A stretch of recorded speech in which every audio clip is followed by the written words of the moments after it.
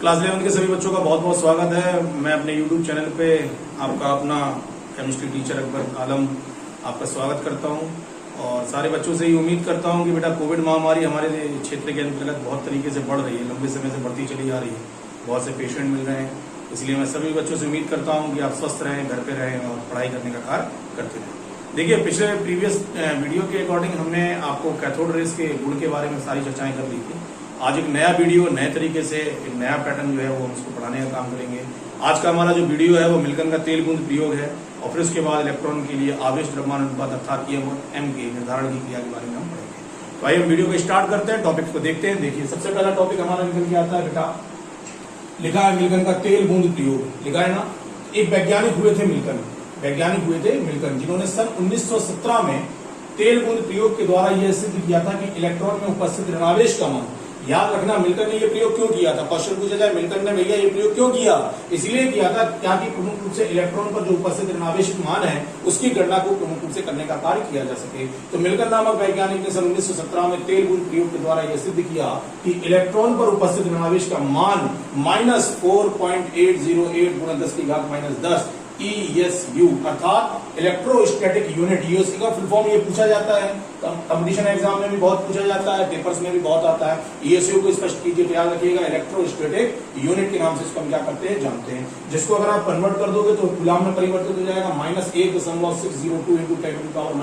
10⁻19 coulomb. ये प्रमुख रूप से पाए जाने वाले इलेक्ट्रॉन के ऊपर जितना आवेश उपस्थित होता है उसको अगर आप ESU के अंतर्गत लिखोगे तो आप लिखोगे -4.808 × 10 और यदि आप इसको कूलाम के अंतर्गत लिखने का कार्य करते हो तो अगर -1.602 × 10⁻19 कूलाम जो होता है उसके अंतर्गत मान आने का कार्य करेगा। इन्होंने अपने प्रयोग में क्या किया, इन्होंने अपने प्रयोग में यह किया कि विद्युत आवेशित प्लेटों के मध्य जो इलेक्ट्रॉन के कण थे या पाए जाने वाले पार्टिकल्स थे उनके अंतर्गत प्रमुख रूप से जब प्रवेश कराने का कार्य किया तो इन्होंने पाया कि प्रमुख रूप से कुहासे की नुमा संरचना जो होती है, जो कण होते हैं उनसे प्रमुख रूप से कुहासे के समान संरचना। कुहासा मतलब क्या होता है, जैसा आपने देखा होगा अपने पास आसपास जब देखते हैं कोहरा पड़ता है उसको हम कुहासा कहते हैं। तो इन्होंने देखा कि जब दो प्लेटों के मध्य में हम प्रमुख रूप से पाए जाने वाले कण को गुजारने का कार्य करते हैं तो एक कुहासे नुमा संरचना मतलब कोहरे जैसी संरचना जो होती है वो बनने का क्या करती है, कार्य करती है। जो कोहरे नुमा संरचना हुई ना वो तेल तथा बूंद के रूप में नीचे की ओर गिरने का क्या करती है, कार्य करती है। इसी के गिरने की दर के आधार पे इन्होंने प्रमुख रूप से किसके आवेश के निर्धारण कार्य कर लिया, इलेक्ट्रॉन के आवेश के निर्धारण का क्या किया, कार्य किया। देखो प्रैक्टिकल बहुत सिंपल सा है, सीधा सा है, सरल है, समझना है इस चीज को। कैसे समझना है, देखिए मिल्कन ने क्या किया, दो आवेशित प्लेटों को लिया, उसके मध्य में से कण को होकर गुजारने का कार्य किया। जब कण को उसमें से गुजारने का कार्य किया तो इन्होंने देखा कि पाए जाने वाले कण जो होते हैं वो कुहासे नुमा एक चादर नुमा कोहरे की संरचना के निर्माण का क्या कर लेते हैं, कार्य, जो तेल की बूंद के समान नीचे की ओर गिरने का क्या करती है, कार्य करती है।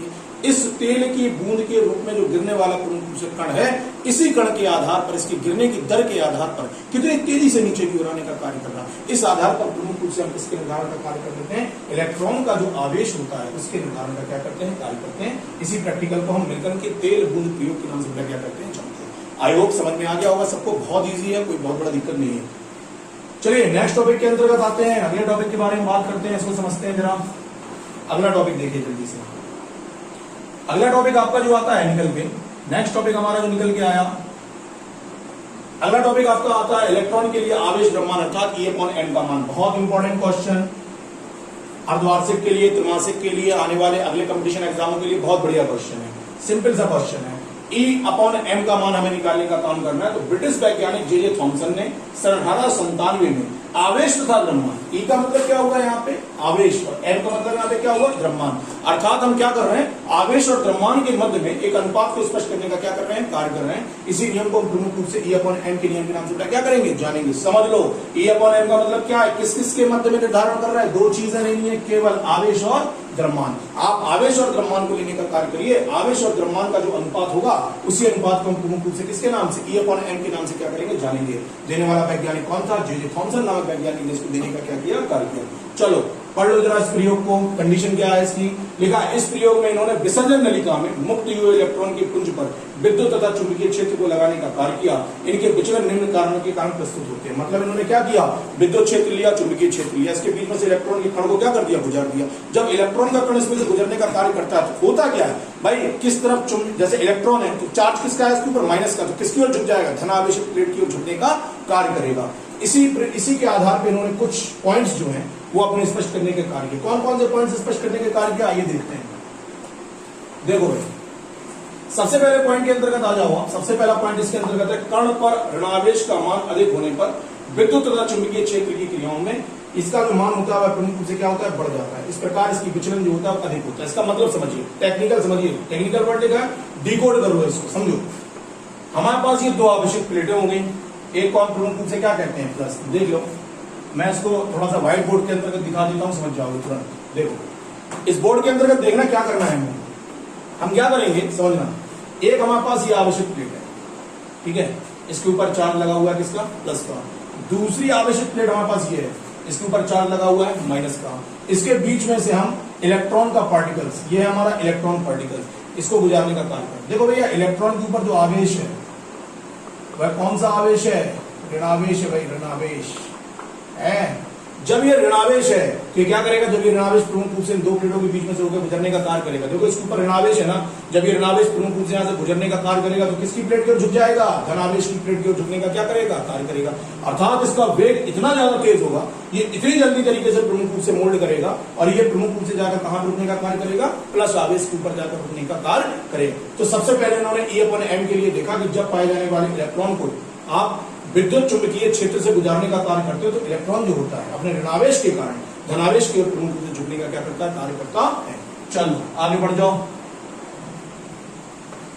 अगला पॉइंट देखते हैं। अगला पॉइंट देखो, सेकंड पॉइंट है, अगले पॉइंट में और नोट में लिखा है, केवल चुंबकीय क्षेत्र आरोपित किए जाने पर इलेक्ट्रॉन विचलित होकर स्क्रीन पर वाई बिंदु से टकराने का क्या करता है, कार्य करता है। इसको मतलब समझो। देखो भाई, इसका मतलब समझना, इसका मतलब ये है कि सपोज दैट मान लो कि इसके ऊपर प्रमुख रूप से कोई एक बिंदु हम लेते हैं, वाई बिंदु, है ना। इस पॉइंट को हमने लेने का काम किया। अब जब ये इलेक्ट्रॉन प्रमुख रूप से टकराएगा तो धनावेशित प्लेट पे उपस्थित ये जो वाई बिंदु है ना, ये वाई बिंदु, इस वाई बिंदु के ऊपर ये इलेक्ट्रॉन ई जाकर क्या करता है, इसके ऊपर टकराने का कार्य करता है। तो इन्होंने नोट किया कि विद्युत चुंबकीय क्षेत्र के अंतर्गत जब इलेक्ट्रॉन गुजारने का कार्य करते हैं तो इलेक्ट्रॉन का वेग जो होता है बहुत अधिक होता है और यह प्रमुख रूप से पाए जाने वाले किसके ऊपर, पाए जाने वाले धनावेशित प्लेट के ऊपर उपस्थित वाई बिंदु से जाकर टकराने का क्या करता है, कार्य करता है। चलो आगे बढ़ जाओ, आगे। इसके बाद देखो, ये E/m का मान हो गया। अब देखिए, ये आपके सामने चित्र आ गया। तीसरा देख लो भैया, नोट में नोट लिखा है, इसका नोट क्या लिखा है, नोट देखो, नोट लिखा है, अब दोनों क्षेत्र को एक साथ आरोपित किए जाने पर। पहले हमने कौन सा क्षेत्र लगाया था भैया, पहले हमने क्षेत्र लगाया था केवल आपका विद्युत क्षेत्र लगाया था। विद्युत क्षेत्र लगाया तो ये बड़ी तेजी से जाकर कहां से टकराने का काम कर रहा, एक्स किरण के ऊपर जाकर टकराने का काम कर रहा है। किससे, देखो ये एक्स से टकराने का काम, ठीक है। और जब चुंबकीय क्षेत्र लगाते हो तो कहां पे जाकर टकराएगा, देखो वाई बिंदु पे जाकर टकराने का, ठीक है। मतलब क्या हो रहा है इससे, इसका मतलब ये है कि विद्युत क्षेत्र लगाते हो तो वेग जो होगा वो कुछ और होगा और जब प्रमुख रूप से आप पाए जाने वाले चुंबकीय क्षेत्र लगाओ तो वेग कुछ और होगा। इसके आधार पर देखो, चलो नोट देखो, नोट लिखा है, अब दोनों क्षेत्रों को एक साथ आरोपित करने, अब इन्होंने क्या किया, चुंबकीय क्षेत्र भी लगा दिया और विद्युत क्षेत्र भी लगा दिया। दोनों क्षेत्रों को जब इन्होंने लगाने का कार्य किया तो पाया जाने वाला प्रमुख रूप से ये बिंदु जो है वो कहां पे जाकर टकराता है, पाया जाने वाला इलेक्ट्रॉन जो होता है वो जेड बिंदु पर जाकर टकराने का क्या करता है, कार्य करता है। अर्थात अब परिणाम देख लो इसका, लिखा है दोनों क्षेत्रों के परिणाम से इलेक्ट्रॉन के आवेश E और द्रव्यमान m का जो अनुपात निर्धारित किया जाता है, इसका अनुपात निकल के आता है 1.758 गुणे 10 की घात माइनस 10 की घात 8 या 1.76 × 10⁸ कूलाम प्रति ग्राम या 1.76 10 की घात 11 कूलाम किलोग्राम होता है। ये चेंज करते चले गए। हमने प्रमुख रूप से इसको केवल कूलाम में लिखा, इसको कूलाम प्रति ग्राम में लिखा, इसको कूलाम प्रति किलोग्राम के अंतर्गत लिखने का कार्य किया। देखो ये प्रैक्टिकल आपके सामने बना हुआ है। सबसे पहले क्या करेंगे, देखो बहुत सिंपल सा प्रैक्टिकल, कोई टेक्निकल नहीं है, सिंपल सा टेक्निकल। देखो ये हमने सामने इलेक्ट्रॉन का E/m के मान के निर्धारण का कार्य करना है दो अलग अलग क्षेत्र में, पहले विद्युत क्षेत्र में, फिर चुंबकीय क्षेत्र में, फिर दोनों क्षेत्र में। फिर आप पहले लगाओ विद्युत क्षेत्र, फिर लगाएंगे चुंबकीय क्षेत्र, फिर क्या लगाएंगे, विद्युत चुंबकीय क्षेत्र, दोनों को अप्लाई करने का काम करेंगे। तो देख लो भाई, सबसे पहले क्या किया कि प्रमुख रूप से कैथोड से इलेक्ट्रॉन को निकाला। आपने पहला क्षेत्र लगाने का कार्य किया, किसका, सबसे पहला क्षेत्र हमने प्रमुख रूप से लगाया वैद्युत क्षेत्र। वैद्युत क्षेत्र में जब लगाएंगे तो ये बिंदु जाके कहां टकराएगा, इलेक्ट्रॉन एक्स के ऊपर जाके टकराया। और जब इसके ऊपर चुंबकीय क्षेत्र लगाएंगे तब जाके कहां जाके टकराएगा, वाई पे। और मान लीजिए कि जब दोनों प्रत्यारोपित कर दिए जाते हैं, चुंबकीय और विद्युत क्षेत्र दोनों को लगाने का कार्य किया तो इलेक्ट्रॉन कहां पे जाके टकराता है, जेड पे जाकर टकराने का क्या करता है, कार्य करता है। इन्हीं के टकराने के आधार पे इलेक्ट्रॉन का आपने प्रमुख रूप से द्रव्यमान निकाल लिया, इलेक्ट्रॉन का E/m का मान निकाला, कितना निकाला, 1.7588 10⁸ या 1.76 इंटू 10⁸ कूलम प्रति ग्राम, या अगर इसको किलोग्राम में कन्वर्ट करेंगे तो 1.76 इंटू 10⁻11 कूलम प्रति किलोग्राम ग्राम से इसको हम क्या करते हैं। क्लियर हुआ? चलो, ये एक टॉपिक हमारा पूरा क्लियर होता है। इलेक्ट्रॉन के E/m का मान बहुत सिंपल सा है, एक बार मैं रिपीट किए देता हूँ, समझना है, कुछ नहीं करना है। मिलकर का तेल बूंद प्रयोग पढ़ा है, उसमें मैंने आपको बताया कुछ नहीं करना है, 2 प्लेटें लेनी है, उसके बीच में से एक कण को गुजारना है, पाया जाने वाला कण जो होगा कोहरे के रूप में प्रमुख रूप से नीचे की ओर गिरने का क्या करेगा, कार्य करेगा।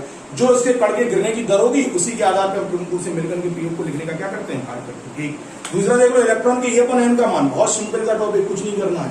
एक आपने प्रमुख रूप से पाए जाने वाले 2 क्षेत्र लिए, इलेक्ट्रॉन लिया, उसको गुजारना, पहले विद्युत क्षेत्र से गुजारो। जब विद्युत क्षेत्र से गुजारोगे तो कहां टकराएगा, एक्स पे। चुंबकीय क्षेत्र से गुजारोगे कहां टकराएगा, वाई पे। और दोनों को लगा दोगे, विद्युत और चुंबकीय क्षेत्र दोनों को लगा दोगे तो कहां पे जाके टकराएगा, जेड पे। इस आधार पे E/m का मान निकालोगे, क्या निकल के आएगा, मान निकल के आएगा 1.7588 इंटू 10⁸8 या 1.76 इंटू 10⁸8 कूलम प्रति ग्राम। किलोग्राम में कन्वर्ट करोगे, किलोग्राम में कन्वर्ट करोगे भाई तो आ जाएगा 1.76 इंटू 10⁻11। कुछ नहीं करना है, केवल जब इसको ग्राम से इसको किलोग्राम में कन्वर्ट करोगे ना तो 1000 से सीधा भाग दोगे, तो भाग दोगे तो इसके ऊपर कितने बिंदु बढ़ जाएंगे, 3, 8 है तो 3 और 0 बढ़ाओ, 8, 9, 10, 11, तो पावर कितनी लग जाएगी, तो कूलम प्रति किलोग्राम में क्या हो जाएगा। इस प्रकार से ये टॉपिक जो है ना वो हमारा पूरा होने का क्या करता है, कार्य करता है। मैं आशा करता हूँ सभी बच्चों को ये वीडियोस पसंद आएगा, और इसी के साथ साथ आप चैनल को सब्सक्राइब भी कर लेंगे ताकि नए नोटिफिकेशन आपको मिलने का कार्य कर सकें, नए वीडियोस आपको प्रोवाइड होने का कार्य कर सकें। घर से नहीं निकलना है, घर पे रहना है, सुरक्षित रहना है और पढ़ने का कार्य करते रहना है। मैं फिर मिलूंगा आपके साथ नए वीडियो के साथ,